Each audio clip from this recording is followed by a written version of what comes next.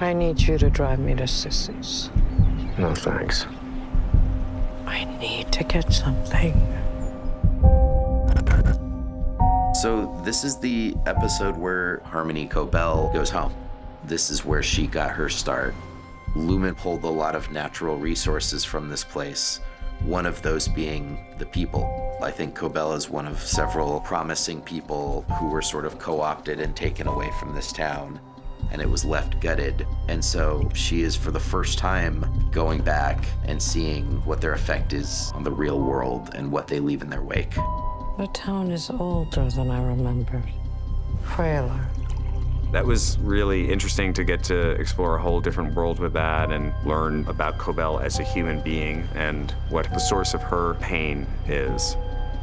We get to see some of where Cobell has come from and this very strict structure that she came up in and what happens to people who rebel in this Lumen culture. You are not welcome here. How do you find sympathy for a character like Harmony Cobell? For something like that, you have to go back to when she was a child and ask the question, who hurt her? You know, who brought her into this? So we knew that Sissy was gonna have to be this seemingly irredeemably Lumen person. And Jane Alexander fits so perfectly into that world, and she just immediately got the character. Such a disappointment you've proven to be. Patricia is such a brilliant actor. She is fearless, she'll take chances. She's playing such a cold, mysterious character in the show. And to see her in a totally different environment when she goes home and her not being in charge and how she's being treated like the little girl that she was by her aunt. You see that vulnerability and you see where the toughness and the hard exterior comes from. There's aspects of Harmony that people are not really aware of, and part of that is her sentimental past.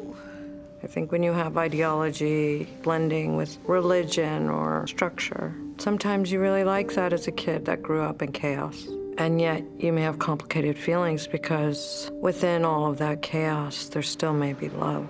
And I don't think that's really something Harmony wants to look at. We were tasked with finding a coastal town where Cobell grew up. And Jess, our cinematographer, brought up Newfoundland. Jess had done a film years ago in Fogo Island, and she's like, we gotta go see Fogo Island. And Ben and her and I did. We went up with Ryan, and everyone just loved it.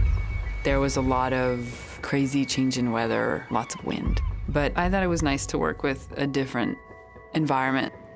It was really incredible filming that. Just the landscape itself was just so cinematic. We were at this place in the world that was so hostile of an environment, and it was interesting that Harmony had grown up there. It was so cold and icebergs are floating by, and I felt like it was very much in keeping with Harmony's inner landscape. Basements are always a big thing on this show. There's always this sense of sort of what is hidden underneath the floorboards and what are we keeping tamped down. And for Cobell, I think that's a big part of it, is realizing that she's been used by the Egans and that she hasn't been given her proper due. My designs! Circuit blueprint, base code, overtime contingency, Glasgow block, all of it! And so that combined with the pain that she's seeing that they've caused to her hometown and to the people that she used to love, these are things that are slowly turning her. I'll see you around. But we're still not sure what exactly she's planning to do. So listen, Mark has been reintegrating? Tell me everything.